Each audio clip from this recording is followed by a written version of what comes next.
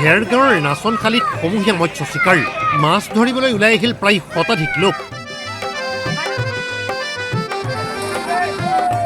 মৎস্য চিকাৰেৰে শীতৰ আমেজ গাঁওবাসীৰ ৰৌ বৰালি শ'ল মাছৰ ভাৰ লৈ ঘৰলৈ উভতিছে এইসকল লোক হাতে হাতে জাকৈ খেৱালি পললৈ মৎস্য চিকাৰৰ আমেজ ল'লে পুৰুষ মহিলা বৃদ্ধ সকলোৱে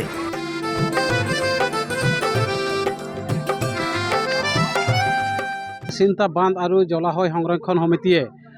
আজি আমি সামূহিকভাৱে ইয়াতে মৎস্য চিকাৰ কাৰ্যসূচী এটা লৈছোঁ আৰু এই মাছ ধৰা কাৰ্যসূচীটোত বিশেষকৈ আমাৰ এই অঞ্চলত বসবাস কৰা নাচনশালী ধূপগুৰি ডিংডাংপাৰা আমগুৰিৰ ৰাইজে আজি তেওঁলোকে স্বতঃস্ফূৰ্তভাৱে ওলাই আহি ফালে এই পৰ্বটোত সহযোগিতা আগবঢ়াইছে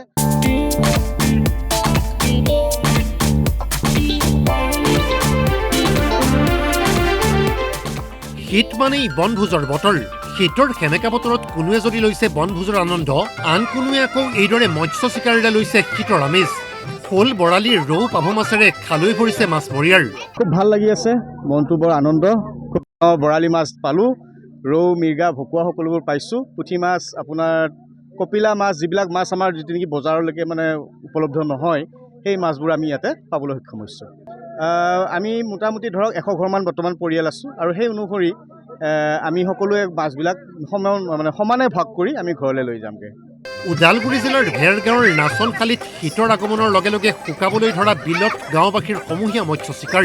নাচনখালীৰ চিন্তা বিলত মঙলবাৰে এনেদৰেই দেখা গ'ল গাঁওবাসীৰ মৎস্য চিকাৰৰ দৃশ্য ৰৌ বৰালিৰ উজান দেখি আনন্দতে আত্মহাৰা হৈ পৰিল সকলো শীতৰ সেমেকা বেলাত বিলত নমা এই দৃশ্যই হয়তো আপোনাকো কৰি তুলিব নষ্টালজিক